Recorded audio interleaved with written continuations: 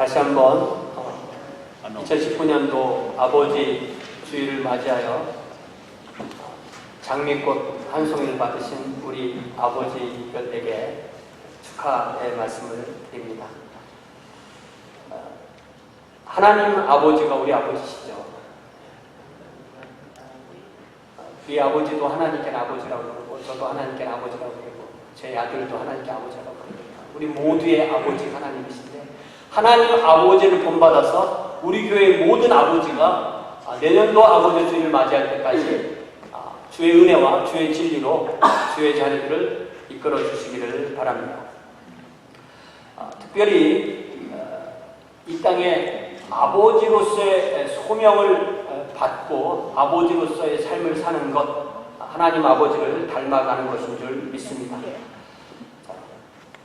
우리가 이 구약 성경에서 구원을 드러내는, 구약 성경에 나오는 구원이 가장 큰 사건이 바로 이스라엘 백성이 이집트를 탈출해서 가나안으로 들어가는 출애굽 사건이 바로 구약 성경의 최고의 구원 사건입니다. 사도 바울은 고린도전서에서 고린도전서 10장을 보면은, 여러분 성경 고린도전서 10장, 출애굽과 광야 생활을 통하여서 성도와 교회가 어떻게 살아야 되는지를 고린도전서 10장에서 말씀하고 있어요. 그래서 고린도전서 10장을 열어보면 먼저 1, 2절에서 이스라엘 백성이 모세의 영도 아래서 홍해를 지날 때 그들이 위에는 구름이 있고 양옆에는 바다가 그들을 갈라싸서 홍해를 지나간 것을 침례로 그렇게 표현을 합니다. 그러니까 구원과 침례 사건이 하나로 이렇게 그려주고요. 그 다음에 그들이 3, 4절에 나오는 부분에서는 그들이 광야에서 하나님께서 주시는 만나를 먹고 또 반석에서 나오는 물을 먹은 것을 예수 그리스도의 몸을 먹고 예수 그리스도의 피를 마시는 영적인 그 성찬식으로 비유되는 그러한 주님의 은혜로 사는 것을 이렇게 사도 바울은 그려주고 있습니다. 그러니까 그리스도인이 예수님 믿고 하는 가장 큰 두 의식이 침례와 주의 만찬인데, 침례는 일생에 한 번 하잖아요. 그러니까 침례를 한 번 하듯이 구원받는 것은 한 번이고, 이스라엘 백성이 전체가 침례를 받은 것이 그들이 홍해를 지날 때 좌우에 벽이 있고 위에 그들을 가리는 구름이 있고 그렇게 침례를 받고, 그 다음에 그들이 광야 생활 동안에 매일 만나를 먹고 매일 그 반석에 나는 물을 마신 것처럼 우리도 주의 만찬은 주의 말씀과 또한 주의 은혜를 매일 받아서 사는 것으로 그렇게 그려주고 있습니다. 그래서 오늘 우리가 읽은 히브리서 본문에서도 이스라엘 백성의 출애굽 사건을 그려주는데요. 특별히 하나님께서 주시는 구원에 참여하려면, 하나님이 주시는 구원을 체험하려면 우리 모두에게 필요한 것이 있는데 그것을 믿음이라고 한다. 그래서 오늘 저희 설교 제목이 뭐예요? 믿음과 구원. 구원과 믿음. 네, 어떤 관계죠? 믿음이 있어야 구원받는다. 이런 거죠. 자, 여기 27절에 보니까 믿음으로 이 모세와 이스라엘 백성이 애굽을 떠나 왕의 노함을 무서워하지 아니하고 곧 보이지 아니하는 자를 보는 것 같이 하여 참았다라고 그렇게 말해주고 있어요. 여러분, 제가 지난주에는 출애굽기 1장과 2장을 말씀을 나눴는데요. 오늘 계속해서 2장부터 보겠어요. 여러분, 구약성경 출애굽기를 펴보세요. 출애굽기 2장 14절에 보니까 구약성경 출애굽기 2장 14절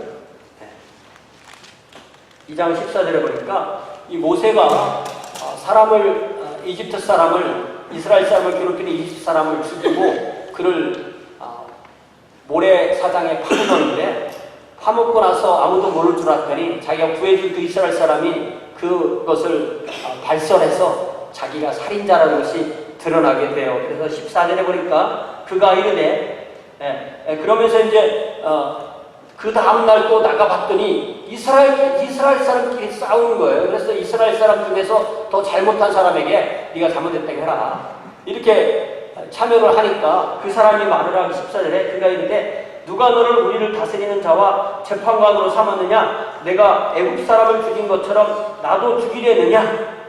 모세가 두려워하여 이르되 일이 탄로되었다. 어제까지는 이집트의 바로의 딸의 왕자, 어쩌면 파라오가 될 수도 있는 그런 위치에 있던 사람인데 이제는 그의 민족적 정체가 겉으로 드러나면서 이스라엘 사람인데다 대고 거기다 대고 또 살인자이고 도망자의 입장에 설 수밖에 없게 되었던 것입니다.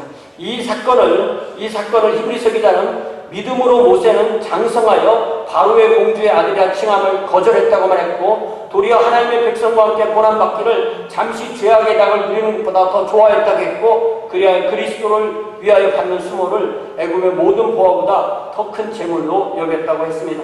이제 출애굽기 2장 15절에 보니까 이 소식이 바로에게 알려진 거죠. 바로가 이 일을 듣고 모세를 죽이고자 하여 찾는지라 이렇게 되어 있습니다. 그래서 모세가 바로의 낯을 피하여 미디안 땅에 머물며 하루는 우물 곁에 앉았다. 이야기 진도가 갑자기 엄청 빨라지죠. 네. 살인자이며 지명 수배자가 된 모세는 죽음을 무릅쓰고 광야로 들어간 겁니다.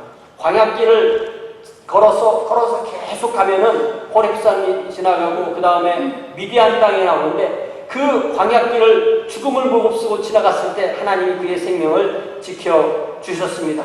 그래야 미디안 땅에서 방랑자로 또 집이 없는 홈레스로 그렇게 살게 되었습니다. 그런데도 그는 자기도 아무것도 없는 사람이 여자들이 양떼를 데리고 와서 물을 먹이는데 남자 목자들에게 치이니까 그걸 또 참견하고 있는 거예요. 모세는 다른 사람이래 이렇게 들어가는 것을 아주 두려워하지 않는 그런 사람입니다.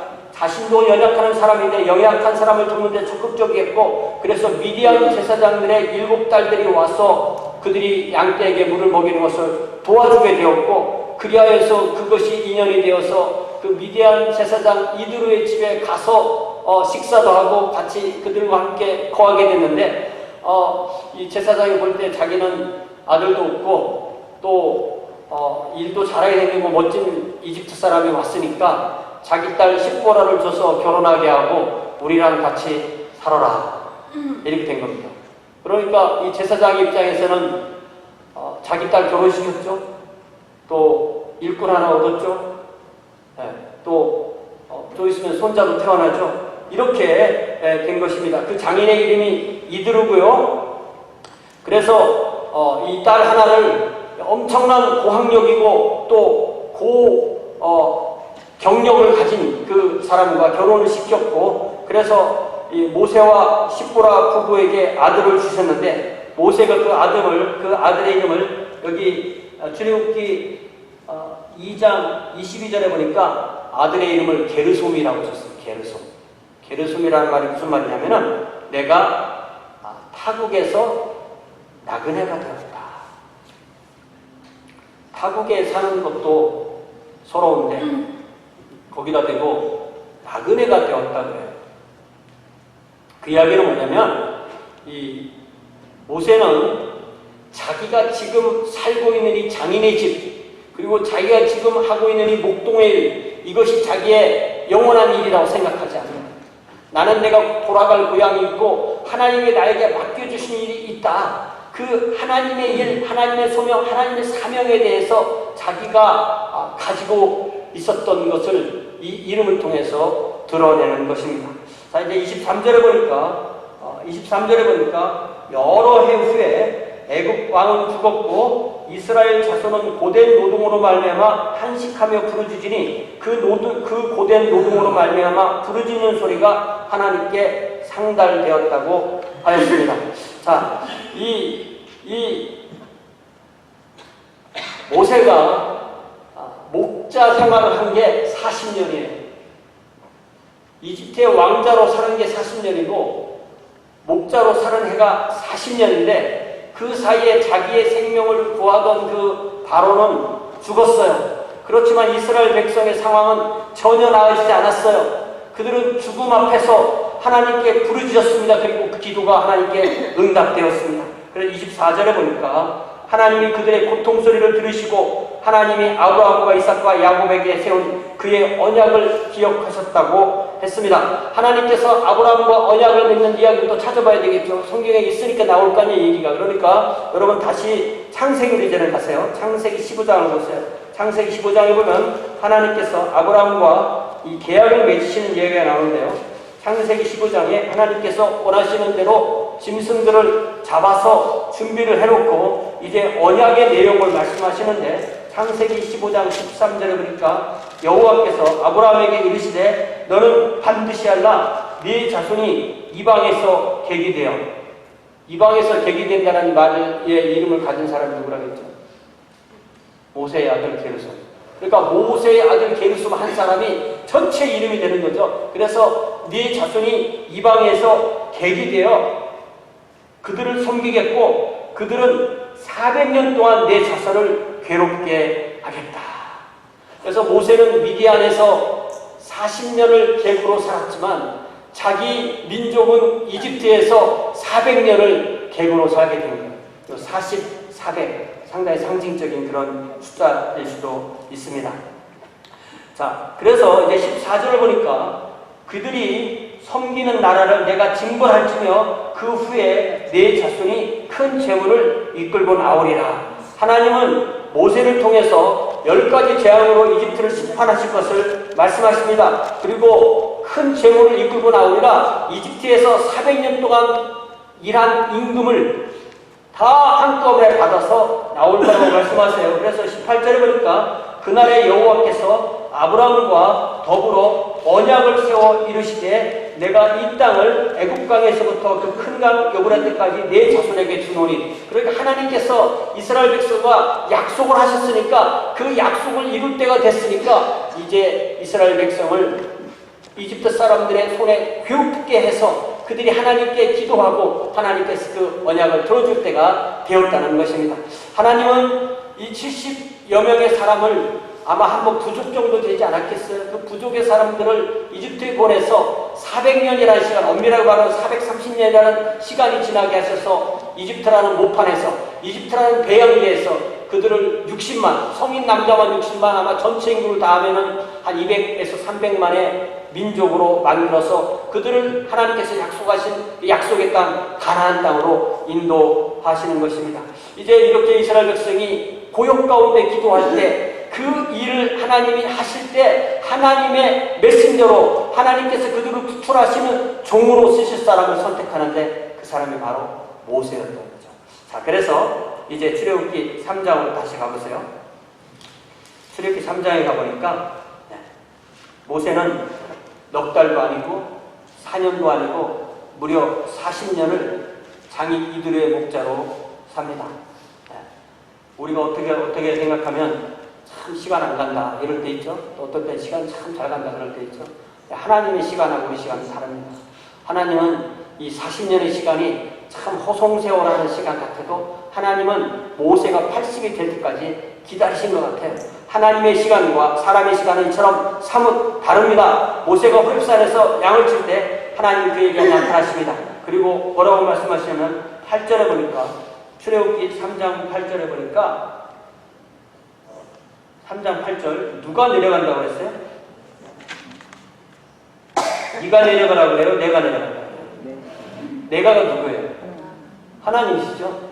하나님이 내가 내려가서 하나님 말씀에 하나님께서 내려가셔서 그들을 애굽 사람들의 손에서 건져내고 그들을 그 땅에서 인도하여 아름답고 광대한 땅, 젖과 꿀이 흐르는 땅, 가나안 족속, 헷 족속, 아모리 족속, 브리스 족속, 히위 족속, 여부스 족속의 지방에 데려가려고 하노라. 누가 한다고요? 하나님. 하나님 하시면 되지. 근데 왜 모세를 부르세요? 하나님 하신다. 하나님은 분명히 하나님께서 친히 내려가셔서 당신의 백성을 이집트 사람들 손에서 건져내시고 그들의 약속의 땅으로 친히 이끄신다고 하셨습니다. 그러므로 어떤 위대한 인간도 자신이 하나님의 일을 하는 것은 내가 하나님의 일을 하는 것이 아니라 하나님이 하시는 일에 내가 참여하는 것이 되는 일이 있습니다. 내가 아니면 하나님이 못해. 그게 아니에요. 하나님은 아무하고도 하실 수 있어요.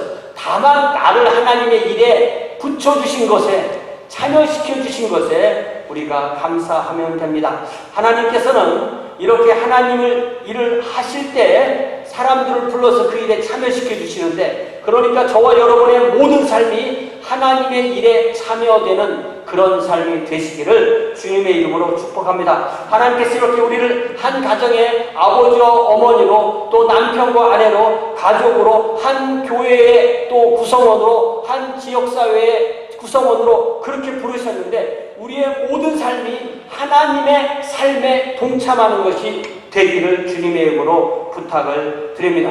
지금 여기서 일하시는 분도 하나님이신데, 하나님께서는 그 일을 하실 때 우리와 함께 하기를 원하신다는 것을 기억하시기를 바랍니다. 그래서 저와 여러분은 어떤 삶이에요?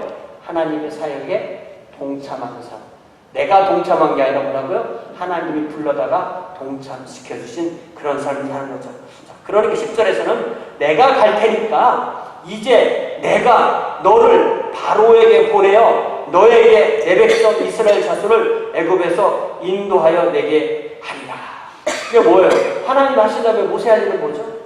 그러니까 하나님은 모세를 하나님의 구원 사역의 종으로 부르시는 거예요. 그래서 하나님이 하시는데 너는 가서 내 말을 전해주기만 해라. 하나님이 직접 나타나면 다 죽으니까 하나님을 대신해서 그 말씀을 전할 인간 메신저가 필요한 거죠. 모세는 처음에 펄펄 뛰면서 불순종했지만 결국 순종해서 하나님의 소명대로 자기의 사명을 받습니다. 여러분, 우리가 부른 성가대 찬양이 뭐예요? 제목이? 사명하고 소명은 뭐예요? 하나님 부르시는 거죠. 그럼 소명과 사명의 관계는 뭐예요? 하나님이 부르시면 우리가 사명을 받는 거예요. 하나님이 안 부르셨는데 사명을 가진 뭐예요? 자기 꿈이지. 하나님이 부르셨을 때 우리가 사명을 받는 거예요. 그러니까 소명과 사명은 그렇게 되는 거죠. 하나님께서 모세를 부르셨기에, 소명하셨기에 그가 하나님의 일을 자기의 사명으로 삼고, 이제 4장으로 넘어갑니다. 제가 다 볼 수가 없으니까 4장 18절을 보세요. 출애굽기 4장 18절 보니까 이제 모세가 그의 장인 이드로에게 돌아가서 그에게 이르되, 내가 애굽에 있는 내 형제들에게 돌아가서 그들이 아직 살아있는지 알아보려 하오니 나로 가게 하소서. 40년 만에 휴가를 받아서 내가 좀 이집트에 가보겠습니다. 그렇게 얘기를 하는 거죠. 그런데 이드로가 쿨하게, 아주 쿨하죠. 평안히 가라. 이렇게 보내줍니다. 40년을 살던 장인의 집을 떠날 때 아마 40년을 살던 이집트를 떠나는 것처럼 그렇게 힘든 결단이었을 것입니다. 내가 가면은 돌아오지 못할 수도 있다 라는 생각도 했을 거예요. 자기의 미션이 있기 때문에. 그래서 자기 부인과 그 다음에 자기 두 아들, 처음에는 아들이 하나 게르손만 있었는데 그 사이에 또 태어나서 이제 엘리에셀까지 데리고 두 아들을 데리고 나귀에 태워서 가는 거예요. 가다 보니까 가다 보니까 뭔가 좀 아닌 것 같아요. 이게 처자식을 데리고 가서 이 일을 했다가는 안 될 것 같아요. 그래서 부인하고 두 아들은 다시 장인의 집으로 돌려보내고 혼자 가는데, 대신 하나님께서는 모세의 형 아론을 붙이셔서 같이 둘이 하나님의 대언자로 모세를 세웠는데 또 모세의 대언자로 아론까지 세워주셔서 그렇게 둘이 같이 일을 하게 됩니다. 그래서 5장에 가면 이제 드디어 5장에 보니까 그 후에 이제 모세와 아론이 바로에게 가서 이르되, 이스라엘의 하나님 여호와께서 이렇게 말씀하시기를 내 백성을 보내라. 그러면 그들이 광야에서 내 앞에 절기를 지킬 것이니라 하셨나이다. 이렇게 정확하게 하나님이 이렇게 말씀하셨어요라고 전하는 그 일을 하게 하는 것입니다. 이집트의 바로는 펄펄 뛰죠. 여호와 듣도 보도 못한 신인데 그가 누구기에 내가 그 말 들어야 되냐. 그러니까 하나님께서 첫째, 둘째, 셋째, 넷째, 다섯째, 여섯째, 일곱째, 여덟째, 아홉째 재앙을 다 내리고 이제 마지막 재앙을 남겨놨는데, 마지막 재앙은 이집트에 있는 모든 가정의 장자들이 위로 모세로부터 위로 파라오로부터 아래 맷돌 뒤에 있는 그 여종의 장자까지 다 죽게 되는, 그리고 짐승의 장자까지 다 죽게 하는 그러한 심판을 받게 되고, 그래서 거기 출애굽기 이제 열째 재앙이 다 지나가니까 11장으로 또 뜨세요. 출애굽기 11장에 가면은 출애굽기 11장 4절 5절에 보면은 그동안에 이제 모든 재앙이 다 지나고 이제는 10번째 재앙이 앞서 오는 그때의 말씀이 11장 출애굽기 11장 4절 5절을 보니까 모세가 바로에게 이르되 여호와께서 이같이 말씀하시기를 밤중에 내가 애굽 가운데로 들어가리니 애굽 땅에 있는 모든 처음 난 것은 왕 위에 앉아있는 바로의 장자로부터 맷돌 뒤에 있는 몸종의 장자와 모든 가축에 처음 난 것은 죽는다. 요 이야기를 하는 거예요. 이게 바로 10번째 재앙이고 장자가 죽는 재앙입니다. 자, 그러면 이집트의 장자들은 어떻게 될까요? 그 이야기는 7절에 나와요. 7절 출애굽기 11장 7절 그러나 이스라엘 자손에게는 사람에게나 짐승에게나 개 한 마리도 그 혀를 움직이지 아니하리니. 이게 무슨 말이에요? 죽음의 신이 와서 이집트 사람들을 죽이지만 이스라엘 사람들을 향해서는 개 한 마리도 함부로 짖거나 사람에게 위협을 가하지 않는다. 그런 말씀이에요. 그렇게 짖지 아니하리니 움직이지 아니하리니 여호와께서 애굽 사람과 이스라엘 사이를 구별하는 줄을 너희가 알리라. 그렇게 말씀하셨어요. 그러니까 하나님께서는 하나님의 말씀을 순종하는 사람들과 하나님의 말씀을 순종하지 않는 사람들을 구별하는 줄을 믿으시기 바랍니다. 저 여러분이 하나님의 말씀을 순종하면은 하나님께 구별을 받아서 하나님의 보호를 받는 것이고 하나님께 불순종하면 하나님 앞에 징벌을 받게 되는 거죠. 자, 히브리서는 여기까지의 믿음을 모세의 믿음을 뭐라고 묘사하냐면 믿음으로 모세는 애굽을 떠나서 왕의 모함을 무서워하지 아니하고 보이지 아니하는 하나님을 보이는 분처럼 생각하고 참았다고 했습니다. 모세는 하나님을 두려워했기 때문에 바로를 두려워하지 않았습니다. 우리가 하나님을 경외하면 이 세상에 어떤 것도 무서운 것이 없음을 믿으시기 바랍니다. 하나님께서 하나님만 두려워하면, 하나님만 경외하면 하나님께서 나의 모든 것을 지킬 수 있기 때문에 세상에 어떤 것도 두려워하지 않을 수 있었습니다. 그는 오직 하나님만 두려워하고 하나님의 음성만 들었기 때문에 하나님의 음성을 듣고 하나님께서 함께 하시고 하나님의 일을 하고 하나님 앞에 그 삶을 사는 사람은 세상에 어떤 것도 두렵지 않습니다. 하나님은 우리 눈에는 보이지 않으시지만 우리에게 말씀하여 주시고 우리가 그 말씀을 순종할 때 하나님의 인도하심을 받는 거죠. 자, 28절에는 이제 믿음으로 유월절과 피 뿌리는 예식을 정했다. 이는 장자를 멸하는 자로 그들을 건드리지 않게 하려 함이라 라고 그렇게 말씀합니다. 이제 히브리서 기자는 특별히 유월절이라는 이 절기가 시작된 그 유래에 대해서 말씀하는데요. 하나님께서 이스라엘과 이집트를 구별하실 때 하나님이 이스라엘 각 가정에서 보기를 원하는 것은 그들의 믿음이 이스라엘 가정이 대속을 믿는 믿음을 가지고 있는가. 여러분, 대속이라는 말이 있거든요. 대속이라는 말은 내가 빚을 졌는데 누군가 나의 빚을 갚아주는 걸 대속이라고 해요.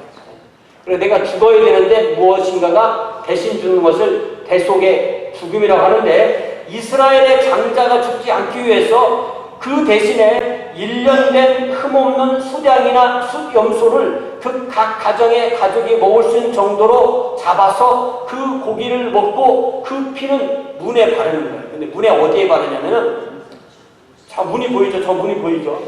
저 문이 보이는데 그 문에 양쪽에 이렇게 세로 기둥이 있잖아요. 요 세로 기둥을 설주라고 해요. 설주.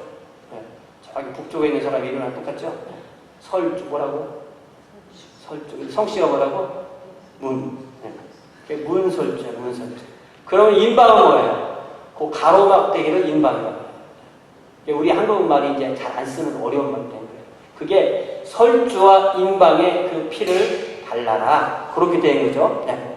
그래서 여기 12장 11절 다시 보니까 어떻게 되냐면 너희는 그 순양이나 수염소 고기를 이렇게 먹을지니 허리에 띠를 띠고 발에 신을 신고 손에 지팡이를 잡고 급히 먹으라. 이것이 여호와의 유월절이니라. 그러니까 손에 지팡이를 쥐고 그거를 요리해서 그것을 먹으라는 이야기는 그만큼 우리는 이제 모세가 가 하면은 그 순간에 딱 자리에서 출발할 수 있는 그 준비가 되어 있으라는 그런 말씀이죠.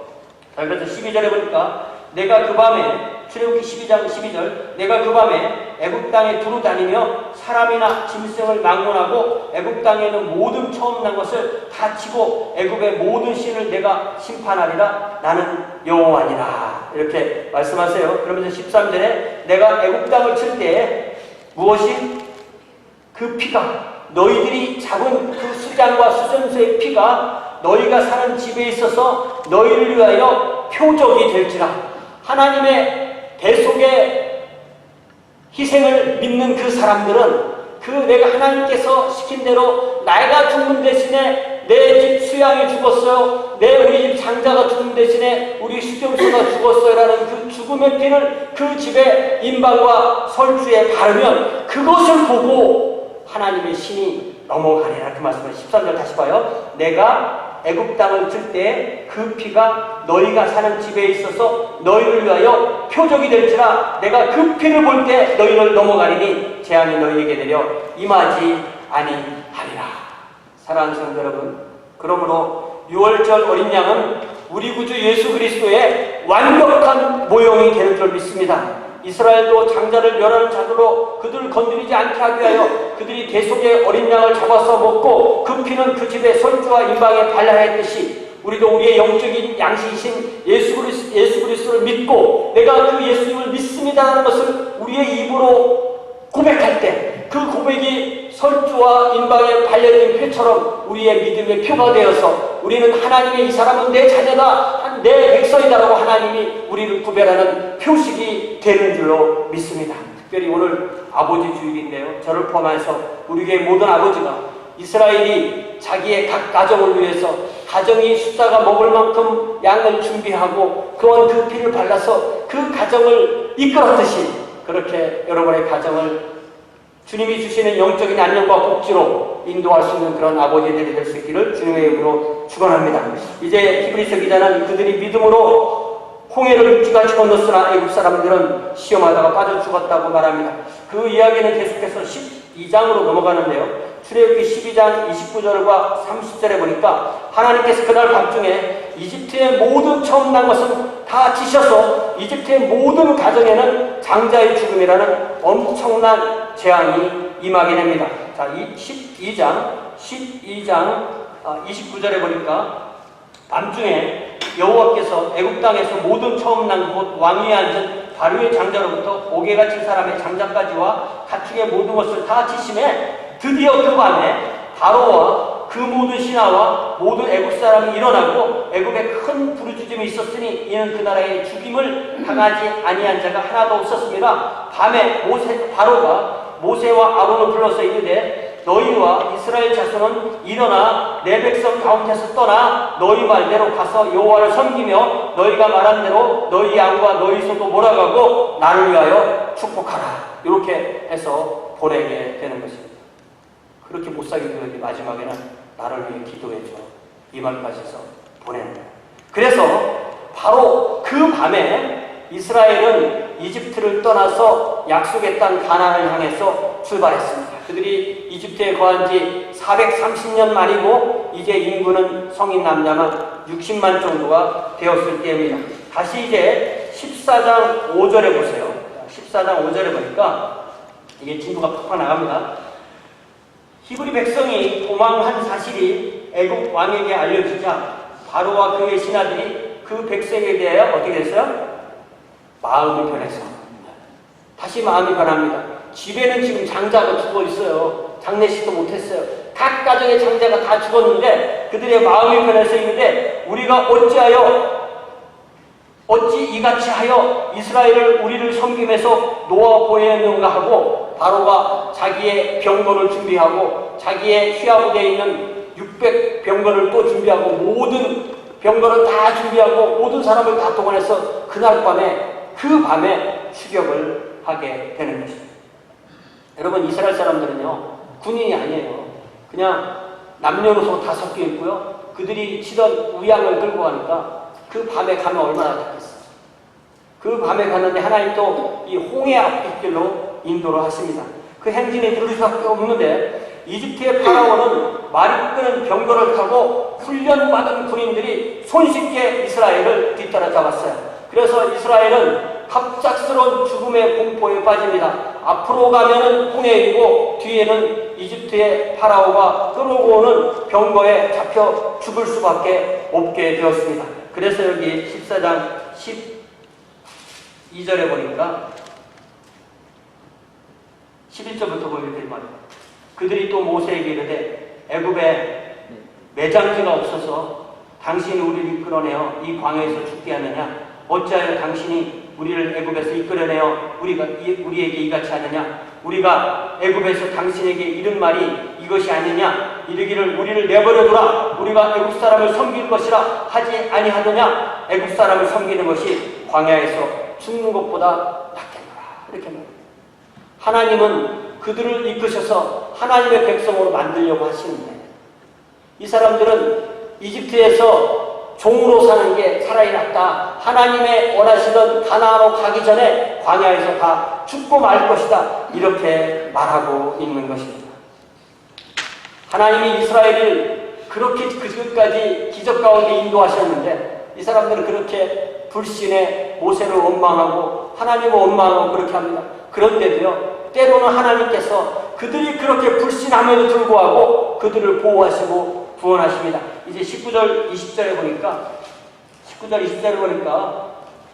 하나님께서 하나님의 그 불기둥과 구름기둥으로 앞에서 그들을 인도하셨었는데 갑자기 그 불기둥이 뒤로 이동해서 이스라엘과 이집트 군대 사이에 딱 서서 그 이집트 사람들이 이스라엘 사람들에게 들어오지 못하게, 그러니까 하나님의 불기둥과 구름기둥으로 이스라엘을 이렇게 보호해주고 계시고, 그렇지만 앞에는 홍해가 있고 이제 이스라엘 사람들은 어떻게 해야 될지 갈팡질팡하는 그 사이가 된 거예요. 그러니까 하나님께서는 이때 모세에게 하나님 그 20절에 보게 되어 있죠. 20절에 보면 애굽팀과 이스라엘 진 사이에 이르러 선이 저쪽에도 구름과 흑암이 있고 이쪽에도 밤이 밝았으므로 밤새도록 저쪽에 이쪽에 가까이하지 못했어요. 자, 그런데 여기 출애굽기 14장 21절에 보니까 모세가 어떻게 했어요? 14장 21절에 모세가 바다 위로 손을 내밀매 여호와께서 큰 동풍이 밤새도록 바닷물을 물러가게 하시니 물이 갈라져 바다가 마른 땅이 된지라. 이 성경을 안 보고 영화를 보는 사람들은 이 모세가 지팡이로 바닷물을 탁 치면 쫙 갈라지는 거 생각하는데 그거는 성경이 아니고 영화고요. 성경은 어떻게 된다고 했어요? 바람으로, 밤새 바람으로 그거를 이렇게 탁. 근데 그 바람이 자연 바람을 이용해서 하나님께 함께 했기 때문에 아주 특별한 바람인 거죠. 자, 그래서 그 물이 갈라져서 그 홍해 바닥이 마른 땅이 될 정도로 그렇게 갈라난 거예요. 그래서 이스라엘 자손이 바다 가운데를 육지로 걸어가고 물은 그들의 좌우에 벽이 됐어요. 그 사이에 이집트 사람들은 어떻게 됐을까요? 하나님께서 그들을 막던 것을 치워줘서 이집트 사람들도 이 홍해 가까이까지 오게 됐어요. 보니까 이스라엘 사람들이 이제 마지막 때가 이제 상대 건너편으로 올라가고 있고 밑에는 길이 있으니까 그 말탄 그 자체로 병거를 끌고 그 밑으로 들어오는 거죠. 성경에 보니까 하나님께서 그들이 다 들어왔을 때 그 병거 바퀴가 벗겨지고 그들이 자중질환해서 거기서 오도 가도 못하고 혼란 가운데 딱 있고 이제 완전히 이스라엘 백성은 다 빠져나갔을 때 다시 하나님께서 모세에게 손을 내밀라고 하니까 그때 물이 완전히 합쳐져서 그때 바로를 포함해서 모든 사람들 그 물속에 들어온 사람은 한 사람 두 사람 남지 않고 다 물에 빠져 죽게 됐다는 그런 얘기가 출애굽기 14장에 정확하게 나오죠. 이게 무슨 얘기냐면은 이 사람들이 자기들이 가라앉을 때 그냥 보내고 집에 장자 죽었으니까 장례식 하고 있었으면 별 문제 없었을 거예요. 거기 끝났을 거예요. 그랬는데 또 그 아버지들이 또 따라 나오는 바람에 이 아버지들도 아버지 날에 아버지 주일에 죽는 얘기를 해야 됩니다. 이집트 아버지들이 그냥 다 같이 또 홍해에 빠져서 그렇게 죽게 된 거죠. 이에 대해서 히브리서 기자는 뭐라고 말하냐면 믿음으로 그들은 홍해를 육지같이 건넜으나 애굽 사람들은 이것을 시험하다가 빠져 죽었다고 했습니다. 믿음은 믿음이라는 게 뭐냐면, 참 믿음은 하나님이 일하시는 것을 믿는 것입니다. 하나님을 시험하는 자들은 하나님이 일하심을 믿지 않아요. 이집트의 파라오와 그의 군사들은 하나님을 시험하지 않았다면 그들은 집에서 장례식 하면서 기다리고 있었는데, 하나님을 믿지 않으니까 거기에 길이 생겼을 때도 하나님이 특별히 만들어주신 길이라고 생각하지 않고 우연히 자연현상으로 이런 게 낫겠지 하고 자기들이 들어갔다가 하나님이 그걸 확 합해주니까 죽을 수밖에 없었던 것입니다. 그래서 그들의 가정은, 모든 가정은 하루에 장자도 잃고 아버지도 잃는 그런 상황이 생기게 된 거죠. 이것이 바로 히브리서가 말하는 그러한 모세와 이스라엘 백성들의 믿음인 것입니다. 다시 고린도전서 10장으로 돌아가면 사도 바울은 고린도전서 10장에서 이렇게 구원을 체험한 이스라엘 백성이 이제 광야에 들어가니까 그들의 죄성이라는 게 있잖아요. 죄성이 있으니까 우상 숭배하지, 음행하지, 또 때때로 주님을 시험하지, 또 틈만 나면 모세를 원망하고 하나님을 원망하지, 그런 죄를 즐겨함으로 그들 대다수가 광야에서 심판을 받아서 죽임을 당했다고 말씀하고 있습니다. 그러면서 사도 바울은 그들을 거울 삼아서 그들이 그렇게 우상 숭배하고 음행하고 주를 시험하고 원망한 그것을 본을 받지 말고 그렇게 하지 않을 것을 배워서 너희도 주님을 따라 살래? 너희들이 이제는 이제 나는 우상 숭배 안 해. 이제 나는 음행 안 해. 나는 이제 주님 시험 안 해. 나는 이제 원망 안 해라고 스스로 섰다고 생각할 때가 더 넘어질 때니까 스스로 섰다고 생각한 사람은 넘어질까 조심하라고 경고합니다. 사랑하는 성도 여러분, 특별히 오늘 아버지 나를 맞이하신 아버지 여러분, 저를 포함해서 우리가 사는 방법은, 이 히브리서 11장에서 알려주시는 우리가 사는 방법은 바로 믿음인 줄 믿습니다. 믿음은 뭐냐면 하나님이 지금 살아계시고 하나님이 지금 우리에게 말씀하시고 하나님이 지금 여기서 일하시기 때문에 우리가 그 하나님과 동행하며 하나님과 동역하며 하나님의 사역에 동참하며 하나님의 구원을 체험하며 하나님을 드러내는 그 삶이 바로 믿음의 삶인 줄 믿습니다. 우리가 이렇게 하나님의 구원을 체험하면서 내년도 또 아버지 주일을 맞이할 때까지 매일매일 주님과 동행하시는 저와 여러분 되시기를 주님의 이름으로 축원합니다. 그리하여 우리가 가는 모든 곳에 하나님의 은혜, 하나님의 진리가 드러나는 저와 여러분 되시기를 주님의 이름으로 부탁을 드립니다. 함께 기도하겠습니다. 사랑의 아버지 하나님, 하나님께서 하나님의 자녀와 세상의 자녀를 구분하시는 것을 믿습니다. 주님 내 안에 예수님이 있고 그 예수님을 믿는 믿음이 나의 입에 간증으로 나오고 내 삶에 주님을 따르는 곳으로 나올 때 그 믿음의 표식이 우리에게 드러나게 하여 주시옵소서.